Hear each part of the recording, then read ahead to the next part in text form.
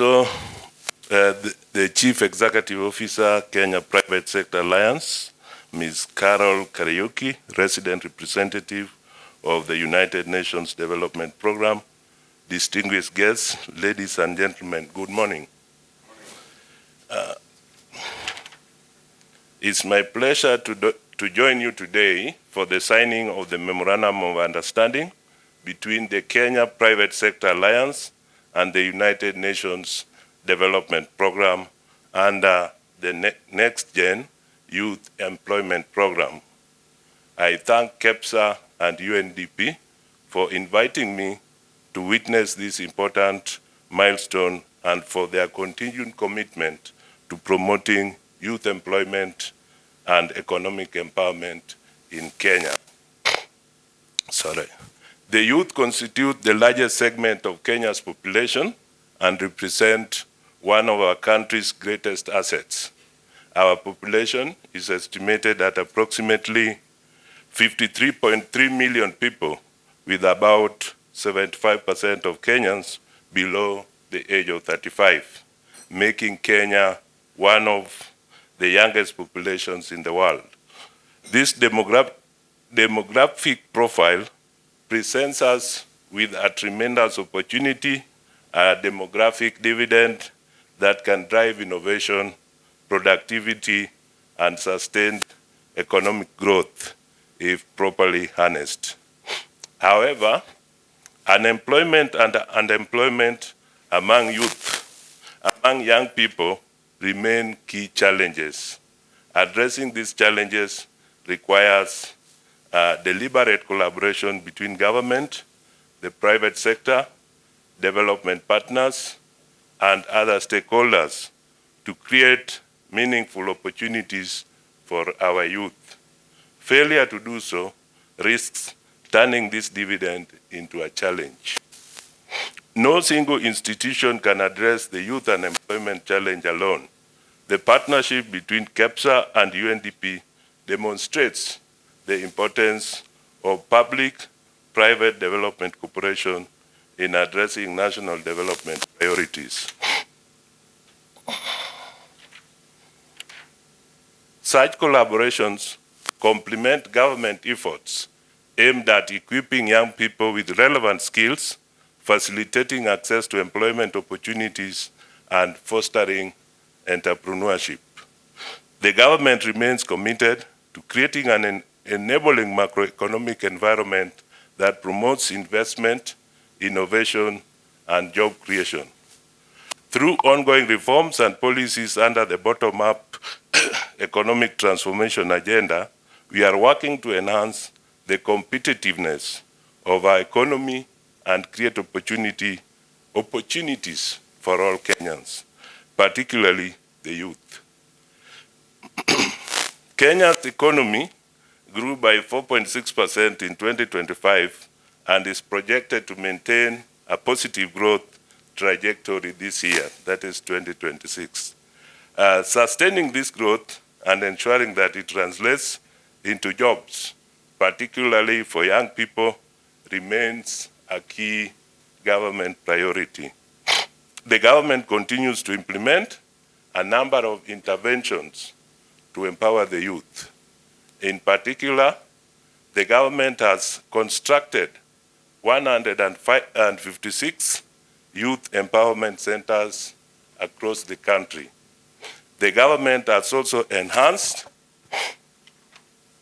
skills development and wealth creation through provision of loans to 93,559 youth entrepreneurs through the Youth Enterprise Development Fund.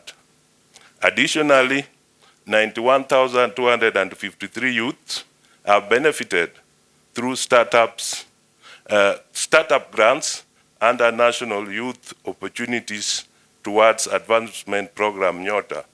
The NYOTA program has also supported 51,604 youth through on-job experience in 26 counties across the country. So the government is also implementing Vijana Vuka na Afya project in Nairobi, Kisumu, and Mombasa, where 72,623 youths have benefited from subsidized sexual reproductive health services. In support of the creative economy, the government has established 3 film hubs in Dedan Kimathi University in Nyeri, Bomet and Migori counties, and fully equipped them with film production equipment. Additionally, a cinema theater has been established at Dedan Kimathi University with a capacity of 150 audiences. Further, to reach more youth, particularly in rural areas, a cinema mashinani program has been rolled out. The government also facilitated the production of 1,745 local and foreign films and trained 1,847 filmmakers. Further, to empower the youth, the government, in partnership with UNDP, has developed the Next Gen Kenya initiative that will provide recently graduated youth with paid internship opportunities in the private sector, enabling them to acquire practical workplace experience and market-relevant skills. To support this intervention, the government has committed an initial allocation of 2 billion towards its implementation, and the resident rep of UNDP has already mentioned that. And additionally, the other funding arrangements that are in place. So the government has moved deliberately also to put affordable credit, markets, and shared infrastructure directly into the hands of the enterprises and young people at the base of the economy. To expand access to affordable credit, the government set up the Hustler Fund in 2022. And since then, 87 billion to 28 million accounts and 4.5 million people have benefited. Under the Nyota program, more than 5.6 billion has been invested in business skills training, mentorship, and startup capital, benefiting at least 84 youths in each of the country's 1,450 wards. To promote value addition, the government has equipped 214 industrial development centers in our constituencies and opened regional markets to more than 1,100 of our enterprises, creating over 23,000 direct and indirect jobs. This is the bottom-up transformation at work, and in the coming year, it will be scaled up.